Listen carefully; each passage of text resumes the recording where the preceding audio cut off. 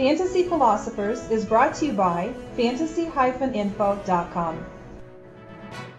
Perhaps the Oakland Raiders would have been better off waiting and just getting Mike Wallace as a cheap wide receiver instead of taking a guy like Darius Hayward-Bay to be their deep threat down the field and paying him an outrageous amount of money. For Wallace, he broke out of nowhere, it seemed. He was the team's third receiver, yet he still had a yard per catch reception. I want to say over 19 yards a catch. He had over 700 yards receiving, and he had 6 touchdowns on the season. And this was a very nice season for a guy who was a third receiver. He really became the team's deep threat, and I really think he hurt Santonio Holmes greatly, his fantasy value, because remember, Holmes, he only had 5 touchdowns again last season, and that really proved true down the field. You would have thought coming into last season, hey, Holmes is the deep threat, Ward's the underneath guy.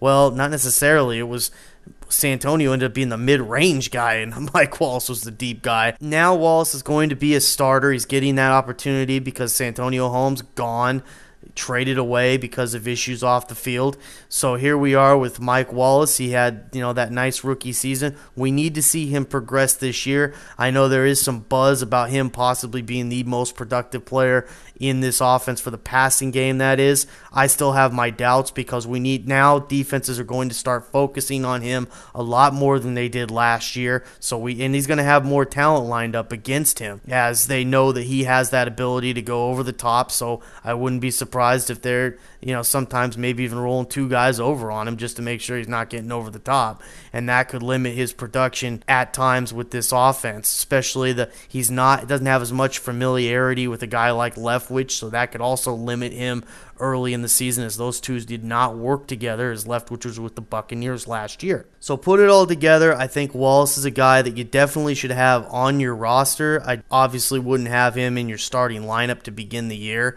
with Roethlisberger being gone and everything, but as we get Roethlisberger back in this lineup as the season progresses, we'll see if he can continue. Obviously, he did have good chemistry with Roethlisberger, so then I think in the second half of the season, he's a guy that could start working your way into your lineup and filling a hole for your, maybe a guy that didn't get it done for you like you hoped, and Wallace starts coming along like he was doing later in the season last year.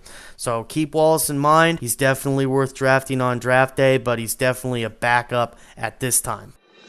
For more fantasy football information, go to fantasy-info.com and sign up for our free e-newsletter. Good luck in your 2010 Fantasy Football League.